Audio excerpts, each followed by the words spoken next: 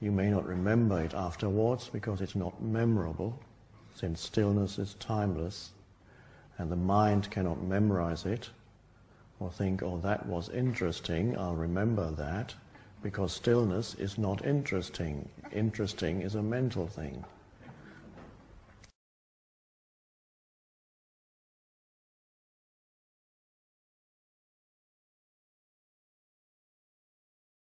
Most people seek personal experiences.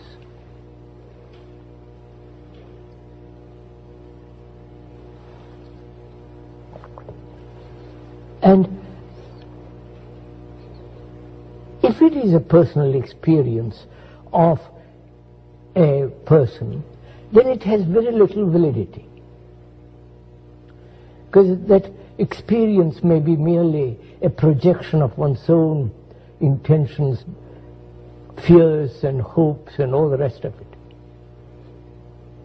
So personal experience has very little validity in religious matters. And yet man, human beings, right throughout the world have emphasized the person. The person represents to them the tradition, the authority, the way of life,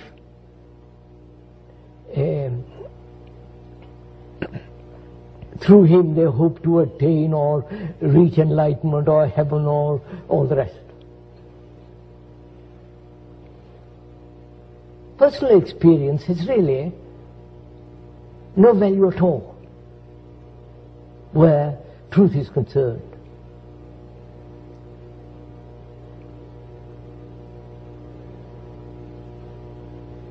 So to negate personal experience is to negate the me, because the me is the very essence of all experience, which is the past.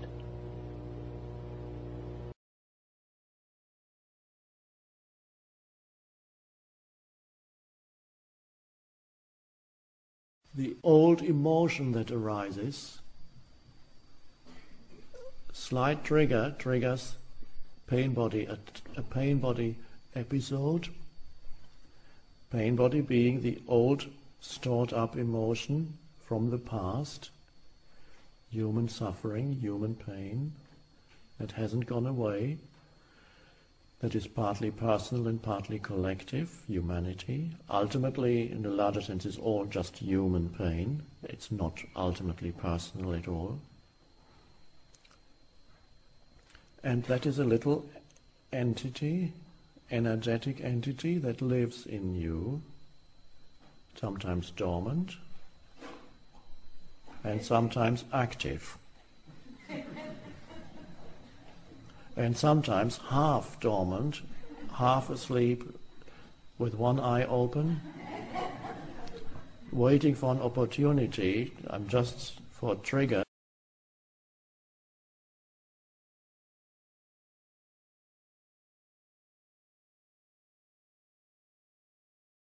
If one puts aside totally, completely, all experiences of men, of human beings,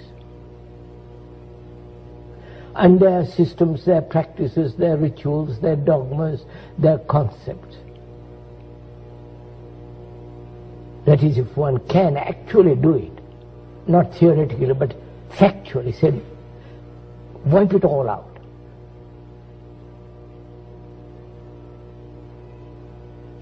Then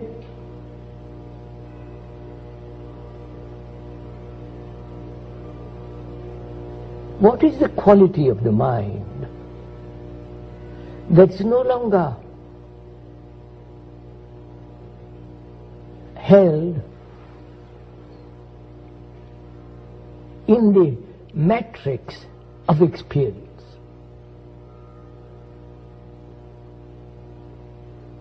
Because truth isn't something you experience. Truth isn't something towards which you gradually progress.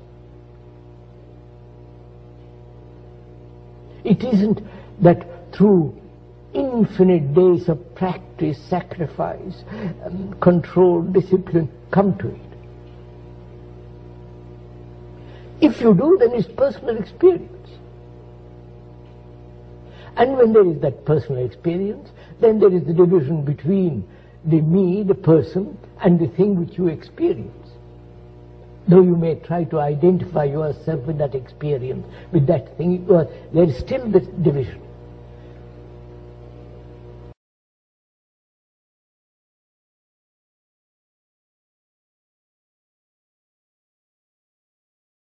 There's nothing you can do is true in the sense that if doing requires future and time, that doesn't help you.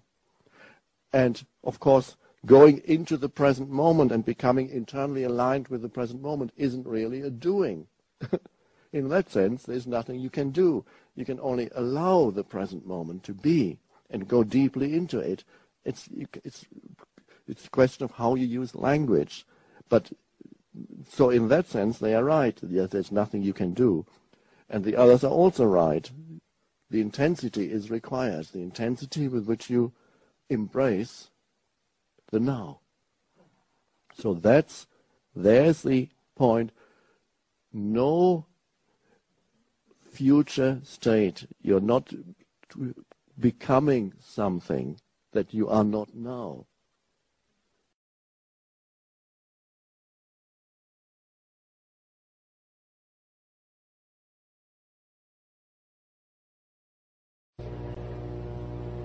Somebody from India preaching transcendental meditation, and attend his class, and you practice every day, and you will have greater energy and ultimately reach some kind of transcendental experience. And that it really is quite, I can't put it too strongly, it is really a great calamity when such things happen to people.